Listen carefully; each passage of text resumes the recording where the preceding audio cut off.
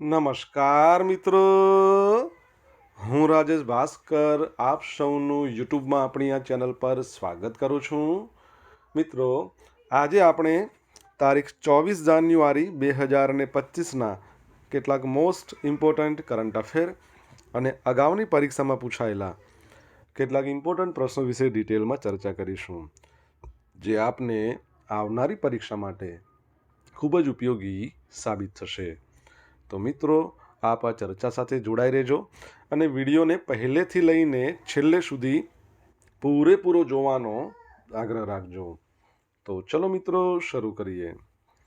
શરૂઆત કરતાં પહેલાં જણાવી દઉં કે જો તમારે આપણી આ યુટ્યુબ ચેનલને સબસ્ક્રાઈબ કરવાનું હજી પણ બાકી હોય તો ચેનલને સબસ્ક્રાઈબ કરજો, નોટિફિકેશન બેલ આઇકોનને પ્રેસ કરીને, અને જો તમને વિડીયો પસંદ આવે તો વિડીયોને લાઈક કરજો અને તમારા જેટલા પણ મિત્રો છે બધા મિત્રો જોડે આ વિડીયોની લિંકને શેર કરજો. તો શરૂઆત કરીએ. સૌપ્રથમ જોઈશું અગાઉની પરીક્ષામાં પૂછાયેલા સામાન્ય વિજ્ઞાનના પ્રશ્નો, જેના જવાબો તમારે મને કમેન્ટ બોક્સમાં લખીને જણાવવાના છે. વિડીયોના લાસ્ટમાં જ્યારે હું તમને આ દરેક પ્રશ્નના જવાબ જણાવું ત્યારે તમારે ચેક કરવાનું છે કે તમે આપેલા પ્રશ્નોના જવાબમાંથી કેટલા પ્રશ્નોના જવાબ સાચા છે, અને જેટલા પણ પ્રશ્નોના જવાબ સાચા હોય એનો આંકડો તમારે કમેન્ટમાં લખવાનો કે 10માંથી આટલા સાચા છે. ડેઇલી જીકે ટેસ્ટમાં આપણે રોજ 10 પ્રશ્નો પૂછીએ છીએ, તેમાંથી 5 પ્રશ્નો સામાન્ય વિજ્ઞાનના છે, બરાબર છે. બાકીના જે 5 પ્રશ્નો છે એ ઇતિહાસના પ્રશ્નો છે. તો તમે તમારા આન્સર આપો નીચે કમેન્ટ બોક્સમાં, અને હું આજના કરંટ અફેરનો પ્રથમ પ્રશ્ન છે એની શરૂઆત કરું છું. આજનો પ્રથમ પ્રશ્ન છે કે ગુજરાતમાં ક્યાંથી ક્યાં સુધી શાળા સલામતી સપ્તાહ 2025 યોજાશે? તો 20થી લઈને 25 જાન્યુઆરી, એટલે કે અત્યારે આજે શાળા સલામતી સપ્તાહ છે એનું આયોજન થઈ રહ્યું છે. તો GSDMA એટલે કે ગુજરાત રાજ્ય આપત્તિ વ્યવસ્થા સત્તામંડળ અને શિક્ષણ વિભાગના સંયુક્ત ઉપક્રમે યોજાનારા આ સપ્તાહ અંતર્ગત શાળાઓ છે એમાં ભૂકંપ, આગ અકસ્માત, પૂર, શોર્ટ સર્કિટ આવા બધા વિષયો પર રાષ્ટ્રીય આપત્તિ પ્રતિભાવ દળ એટલે કે NDRF, રાજ્ય આપત્તિ પ્રતિભાવ દળ SDRF, અગ્નિશમન દળ એના સહયોગથી મોક ડ્રીલનું આયોજન પણ કરાશે. NDRFના director general, national disaster response force, તમને ખબર હોય તો કમેન્ટ બોક્સમાં લખીને જણાવજો. રિસન્ટલી આપણે ભણ્યા કે 19મી જાન્યુઆરી છે એને NDRF દિવસ તરીકે ઉજવવામાં આવ્યો. 2006માં એની સ્થાપના થઈ હતી. આ દરમિયાન ઇન્ડિયન રેડક્રોસ 108 ઇમરજન્સી એમ્બ્યુલન્સના સહયોગથી આરોગ્ય વિષયક તાલીમ અને નિર્દેશન કરવામાં આવશે. મુખ્યમંત્રી ભૂપેન્દ્ર પટેલે એક વિડીયો સંદેશમાં શાળા સલામતી સપ્તાહના મહત્વ અંગે વાત કરી હતી. શાળા સલામતી સપ્તાહ 2025માં રાજ્યની તમામ 33,000 સરકારી પ્રાથમિક શાળાઓને આવરી લેવામાં આવશે, જેમાં લગભગ 3,000 જેટલી શાળાઓમાં મેગા ઇવેન્ટ જેવી કે ભૂકંપ, આગ અકસ્માત, પૂર, શોર્ટ સર્કિટ આવા વિષયો પર NDRF, SDRF, ફાયર બ્રિગેડના સહયોગથી મોક ડ્રીલનું આયોજન કરવામાં આવશે. બરાબર છે. આગળ વધીએ આપણે સેકન્ડ નંબરના પ્રશ્ન તરફ. દર વર્ષે રાષ્ટ્રીય બાલિકા દિવસ ક્યારે મનાવવામાં આવે છે? તો 24મી જાન્યુઆરી એટલે કે આજનો દિવસ છે, જેને ભારતમાં આપણે કહીએ છીએ નેશનલ ગર્લ ચાઇલ્ડ ડે, ગુજરાતીમાં કહીશું રાષ્ટ્રીય બાલિકા દિવસ. તો આ દિવસ છે એને મનાવવાની શરૂઆત થઈ હતી 2008માં. કોના દ્વારા? તો મહિલા અને બાળ વિકાસ મંત્રાલય છે એના દ્વારા, જેના કેન્દ્રીય મંત્રી છે જેમનું નામ શું છે? અન્નપૂર્ણા દેવી. અને ગુજરાતમાં જે એના મંત્રી છે એમનું નામ ભાનુબેન બાબરિયા છે. તે બાળ જાતિ ગુણોત્તર, કન્યા બાળ શિક્ષણ, છોકરીઓના સશક્તિકરણ વગેરે વિશે જાગૃતિ ફેલાવવા માટે મનાવવામાં આવે છે. આનો મુખ્ય ઉદ્દેશ એ છે કે બાળકીના અધિકારો, તેમના શિક્ષણ, આરોગ્ય અને પોષણ વિશે જાગૃતિ લાવવાનો છે. તમને ખબર છે, આપણે રિસન્ટલી ગઈકાલે જ ભણ્યા ને આપણે કે બેટી બચાવો બેટી પઢાઓ આ જે યોજના છે એની જે શરૂઆત થઈ હતી એના 10 વર્ષ પૂરા થયા છે. અહીંયા એક પ્રશ્ન તમારા માટે. આજે તો છે રાષ્ટ્રીય બાલિકા દિવસ, આંતરરાષ્ટ્રીય બાલિકા દિવસ ક્યારે મનાવવામાં આવે છે? જો તમને જવાબ આવડતો હોય તો કમેન્ટ બોક્સમાં લખીને તમે જણાવજો. આંતરરાષ્ટ્રીય શિક્ષણ દિવસ 24મી જાન્યુઆરી. વર્ષ 2018માં યુનાઇટેડ નેશન જનરલ એસેમ્બલીએ 24 જાન્યુઆરીને આંતરરાષ્ટ્રીય શિક્ષણ દિવસ તરીકે જાહેર કર્યો, જેમાં વૈશ્વિક શાંતિ, ટકાઉ વિકાસ પ્રાપ્ત કરવામાં શિક્ષણની જે મહત્વપૂર્ણ ભૂમિકા છે એના પર ભાર મૂકવામાં આવ્યો હતો. 2025ના આંતરરાષ્ટ્રીય શિક્ષણ દિવસની થીમ છે AI અને શિક્ષણ, ઓટોમેશનની દુનિયામાં માનવ એજન્સીનું સંસ્કરણ, વ્યક્તિઓ અને સમુદાયોને તકનીકી પ્રગતિને સમજવા, અનુકૂલન કરવા અને આકાર આપવામાં શિક્ષણની ભૂમિકા પર પ્રકાશ પાડે છે. જેમ જેમ એઆઈ અને સ્વચાલિત પ્રણાલીઓ વધુ અદ્યતન થતી જાય છે, તેમ તેમ માનવ નિર્ણયો અને મશીન ક્રિયાઓ વચ્ચેની રેખા ઓછી સ્પષ્ટ થતી જાય છે. ઓકે, તો તમારા માટે પ્રશ્ન, આપણા ભારતના પ્રથમ જે શિક્ષણ મંત્રી હતા મૌલાના અબુલ કલામ આઝાદ, એમનો જન્મદિવસ છે અને ભારતમાં આપણે રાષ્ટ્રીય શિક્ષણ દિવસ તરીકે ઉજવીએ છીએ. કઈ તારીખે આવે છે તમારે જણાવવાનું છે કમેન્ટ બોક્સમાં લખીને. ભ્રષ્ટાચારના મામલે ભૂતપૂર્વ પ્રાઇમ મિનિસ્ટર ઇમરાન ખાન, એટલે કે પાકિસ્તાનના ભૂતપૂર્વ પ્રાઇમ મિનિસ્ટર ઇમરાન ખાનને 14 વર્ષની સજા. તો પાકિસ્તાનના ભૂતપૂર્વ પ્રાઇમ મિનિસ્ટર ઇમરાન ખાનને 14 વર્ષની, એમના જે વાઇફ છે બુશરા બીબી, એમને 7 વર્ષની જેલ, બંનેને ભ્રષ્ટાચારના કેસમાં કોર્ટે સજા સંભળાવી છે. તો ઇમરાન ખાનને અલ કાદિર ટ્રસ્ટ સંબંધિત જમીન કૌભાંડમાં 14 વર્ષની સજા ફટકારી છે. કોર્ટે ઇમરાન અને બુશરા પર 10 લાખ, એટલે ઇમરાન પર 10 લાખ, બુશરા પર 5 લાખનો દંડ પણ ફટકાર્યો. જો ખાન દંપતી દંડની રકમ ચૂકવવામાં નિષ્ફળ રહે તો બંનેને 6 મહિના સુધી વધુ જેલની સજા થઈ શકે છે.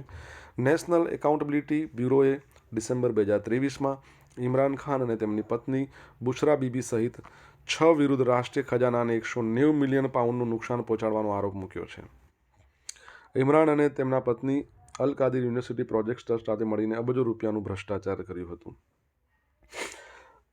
તમને ખબર હોય, પાકિસ્તાનની આપણે વાત કરી રહ્યા છે, તો પાકિસ્તાનમાંથી તમને રિસન્ટલી ખ્યાલ હોય તો તેના દરિયામાંથી વિશ્વનો 4થા નંબરનો સૌથી મોટો ભંડાર મળી આવ્યો હતો ખનિજ તેલનો, અને સોનાનો પણ ભંડાર મળી આવ્યો છે સિંધુ નદી છે એની ખીણમાંથી.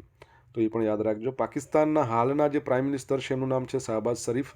તમારે જણાવવાનું છે પાકિસ્તાનના પ્રથમ પ્રાઇમ મિનિસ્ટર કોણ હતા, પરીક્ષામાં પૂછાયેલો પ્રશ્ન છે.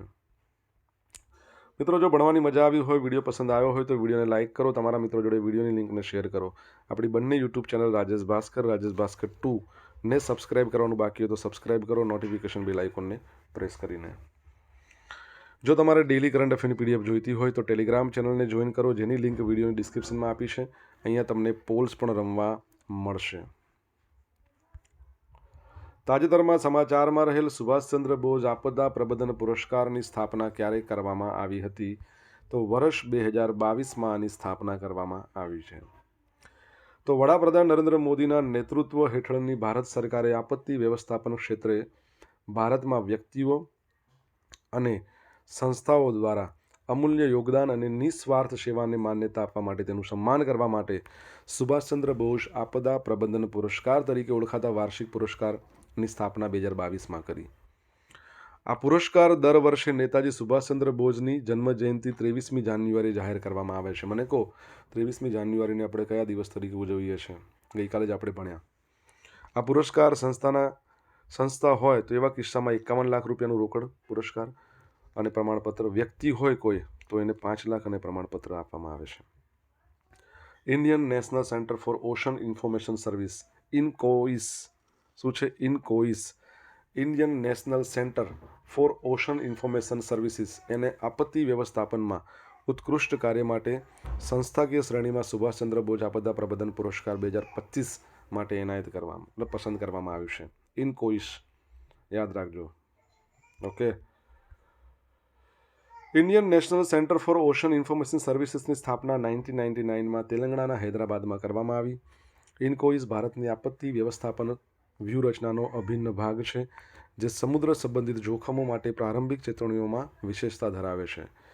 તેણે ભારતીય સુનામી પ્રારંભિક ચેતવણી કેન્દ્રની સ્થાપના કરી છે, જે 10 મિનિટમાં સુનામી ચેતવણીઓ પૂરી પાડે છે, જે ભારત અને 28 હિન્દ મહાસાગરના દેશોમાં સેવા આપે છે. યુનેસ્કો દ્વારા ટોચની સુનામી સેવા પ્રદાતા તરીકે માન્યતા આપી છે. તમને ખબર છે ને, સુનામી જાપાનીઝ ભાષાનો શબ્દ છે. ઇનકોઇસને 2024માં geospatial world excellence in maritime services award, 2024માં disaster risk reduction excellence award આપવામાં આવ્યો હતો. યાદ રાખજો. આગળ વધીએ આપણે. તાજેતરમાં કયા શહેરમાં Srujan living and learning design craft museum ખાતે વિન્ટર ફેસ્ટિવલ 2025 યોજાયો? તો જવાબ આવશે ભુજમાં. કઈ જગ્યાએ? ભુજ ખાતે. તો વિન્ટર ફેસ્ટિવલ 2025નું આયોજન ભુજના Srujan living and learning design craft museum ખાતે 23થી 25 જાન્યુઆરી દરમિયાન કરવામાં આવ્યું. તેમાં કચ્છ, ઓડિશા રાજ્યની સંસ્કૃતિ, હસ્તકલા, લોકસંગીત, લોકનૃત્યોનું આદાન પ્રદાન થયા. સાથે વિવિધતામાં એકતાની અભિવ્યક્તિને કચ્છની ધરતી પર સાકાર કરવાનો પ્રયત્ન કરવામાં આવ્યો છે. LLDC વિન્ટર ફેસ્ટિવલ અગાઉ ગુજરાત, નોર્થ ઇસ્ટ રાજ્યો, જમ્મુ કાશ્મીર, મધ્યપ્રદેશ આવા રાજ્યોની લોકસંસ્કૃતિ, પરંપરાગત હસ્તકળાઓ, લોકસંગીત, લોકનૃત્યો સાથે યોજાઈ રહ્યો છે. કચ્છની અસલ ભાતીગળ લોકસંસ્કૃતિ, કચ્છની પરંપરાગત હસ્તકલાઓ, કચ્છનું કર્ણપ્રિય લોકસંગીત, કચ્છના વિવિધ જાતિના લોકનૃત્યોની સાથે સાથે ઓડિશા રાજ્યની પણ લોકસંસ્કૃતિ, લોકકલાઓ એટલે કે હસ્તકલાઓ, લોકસંગીત, નૃત્યો એકસાથે એક જ જગ્યાએ લોકોને જોવા અને માણવા મળ્યા હતા. તમારા માટે પ્રશ્ન કે આપણે વાત કરીએ ભુજની, તો ભુજમાં ભુજ્યો ડુંગર છે અને ત્યાં આવે છે સ્મૃતિવન સ્મારક. એને એક પુરસ્કાર આપવામાં આવ્યો, આપણે રિસન્ટલી ભણ્યા હતા. તમને યાદ હોય તો કમેન્ટ બોક્સમાં લખીને જણાવજો. દેશની પ્રથમ electric vertical take off and landing eVTOL air taxi prototype શૂન્ય. તો બેંગ્લોરુની એક સ્ટાર્ટઅપ છે, એરોસ્પેસ સ્ટાર્ટઅપ, જેનું નામ છે સરલા એવિએશન. એણે ભારતનું પ્રથમ ઇલેક્ટ્રિક વર્ટિકલ ટેક ઓફ અને લેન્ડિંગ એટલે કે ડાયરેક્ટ વર્ટિકલી જે રીતે હેલિકોપ્ટર લેન્ડિંગ કરે છે, ટેક ઓફ કરે છે, એ જ પ્રમાણે એર ટેક્સી પ્રોટોટાઇપ રજૂ કર્યું છે, જેનું નામ છે શૂન્ય.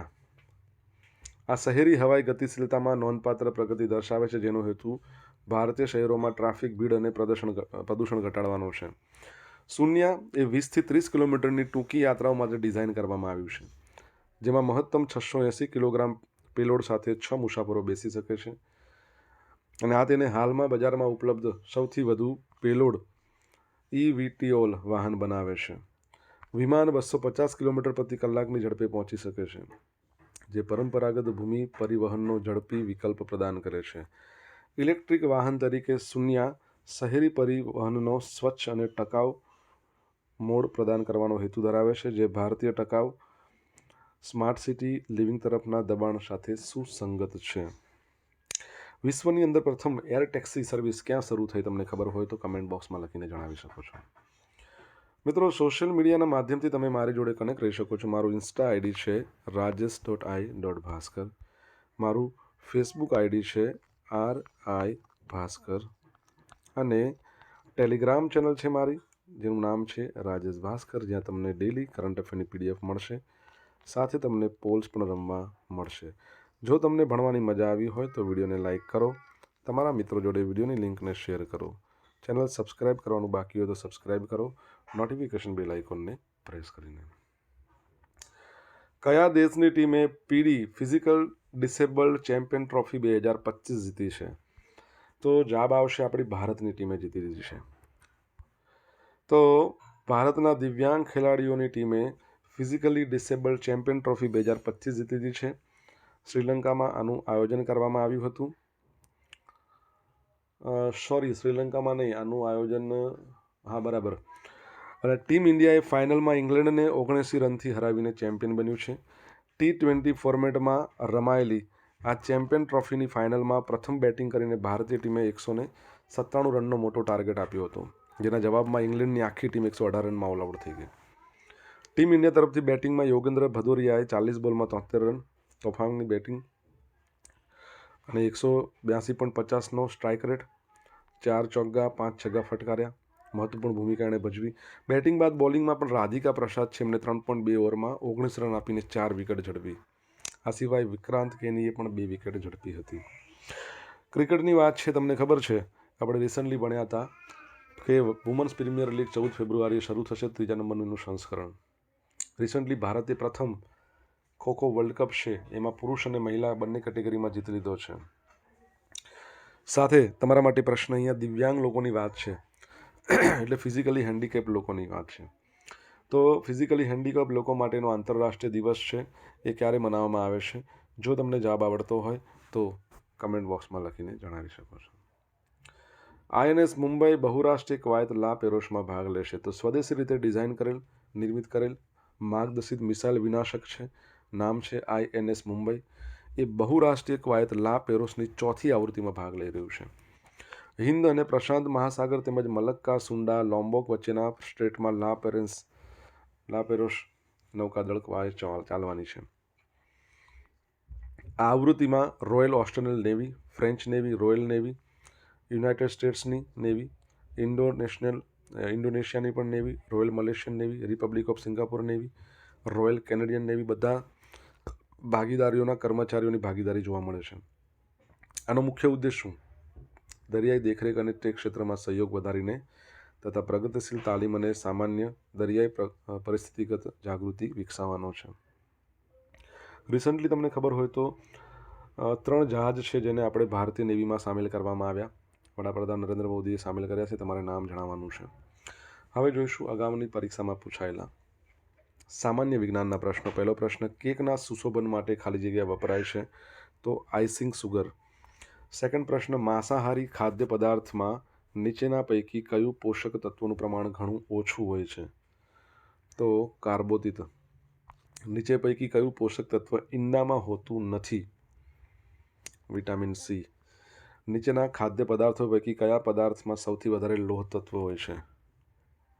કાળા તલ. કુપોષણના 20 ચક્ર નીચેના પૈકી કયા પરિબળો ભાગ ભજવે છે? કુપોષણના 20 ચક્ર માટે ચેપ આવશે, યસ, સંતુલિત ખોરાકનો અભાવ, ગરીબી, બધું જ આવશે. જવાબ શું આવશે કે ઉપરના બધા જ. હવે જોઈશું અગાઉની પરીક્ષામાં પૂછાયેલા ઇતિહાસના પ્રશ્નો. પ્રથમ પ્રશ્ન, ગુજરાતના નીચેના પૈકી કયા સુલતાને માળવા જીત્યું હતું? બહાદુર શાહ. એ નગરશેઠ જેણે 1725માં અમદાવાદ શહેરને મરાઠાઓ દ્વારા લૂંટાતું બચાવવા માટે પોતાની અંગત ભંડોળમાંથી ખંડણી આપી, નામ શું એમનું?